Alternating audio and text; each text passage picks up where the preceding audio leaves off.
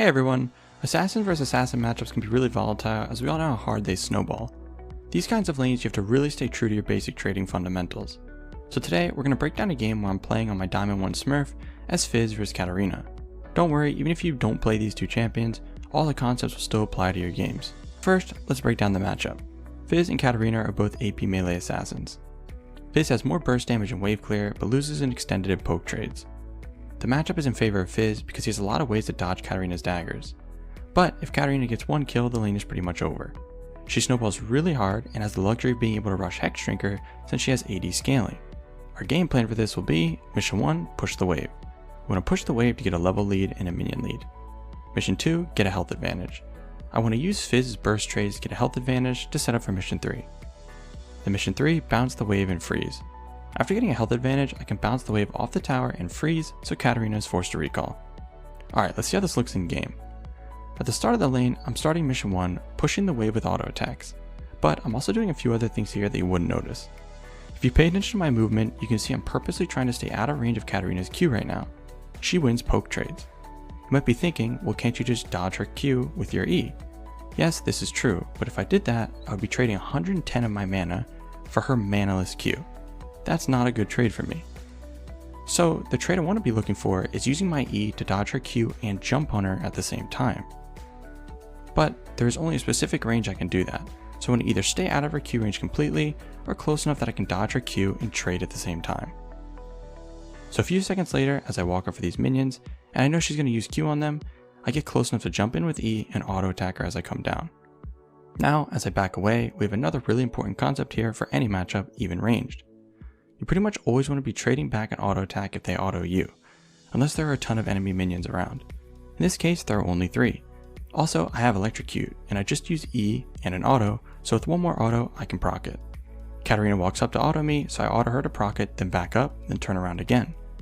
You want to auto, then turn around, because your auto attack has a cooldown based off your attack speed. So I want to basically kite her while my auto attack is on cooldown.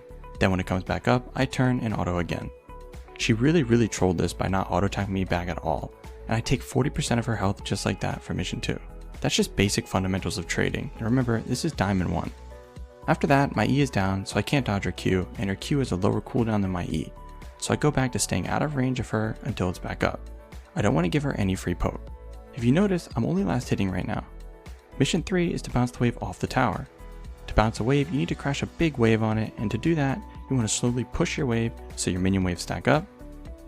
And the first step to do that is to get the push lead like I did at level 1, then start slowly pushing like I'm doing now. Alright, as the wave is crashing on the tower, look at this really low minion. She just used Q, so I know if she wants to grab that one, she has to auto attack it. Also, those minions are about to get in range of the tower, so if she wants this minion, she needs to walk up right now. She can't wait a few seconds. On top of that, look at the enemy wave. It's not here yet, so I'm not going to take any minion aggro if I go for a trade here. Because of these reasons, I can walk up and use my W to get some nice free damage on her. The more health you can get before Mission 3, the better, as it will make it more risky for them to walk up, which we'll see later.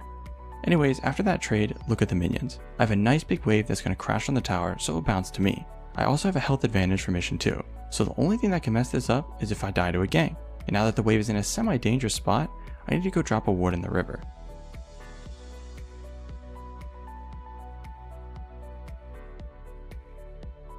After clearing the cannon, I hit level 3.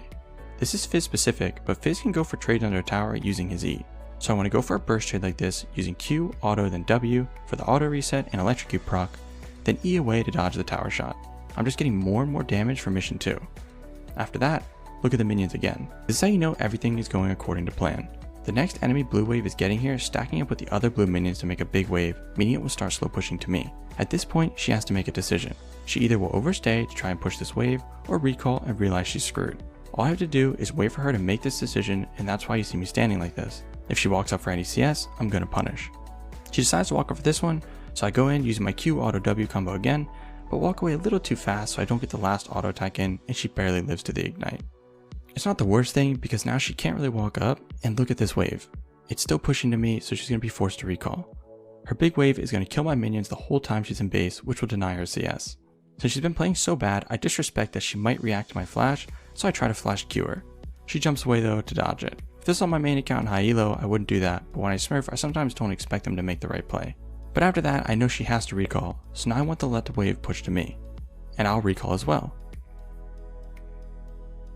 When I get back to lane, look at the wave again. Frozen in front of my tower for mission 3.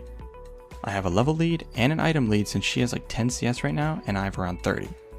Basically, she can't win any trades and the wave is in a really bad spot for her, so she can't walk up to get any CS. This is all because of the bad trade she took at level 1 and 2. So now I'm just holding this freeze, not getting too aggressive because I don't want to be baited into the enemy jungler right now. If I die, they crash this wave and then I would be behind. I've already won lane at this point. I also drop a control ward in top rush just to make sure the jungler isn't there. And I saw her walk over there, which could have only been to drop a ward, so I can deny her vision at the same time. Now that I'm level 5, I'm going to change up my game plan a bit. This is something that is going to take a lot of practice and minion wave management to do, but it's very worth it in the end. I'm going to stop freezing and start slow pushing again, so I hit level 6 as I'm crashing a big wave on her tower. Then I want to dive her at level 6 since she has no flash and my ignite will be up. To make it easier, I want to try and damage her as much as I can before then, so I know I'll have enough damage to kill her in the dive. So when she walks up, I jump in with E and get a nice chunk of damage. It's okay if we trade evenly or even if I lose the trade. I just want to get damage on her since I'll hit 6 first with my slow push. I continue slow pushing with 20 seconds left on my ignite cooldown and I'm getting close to 6. I just need to wait for one more wave.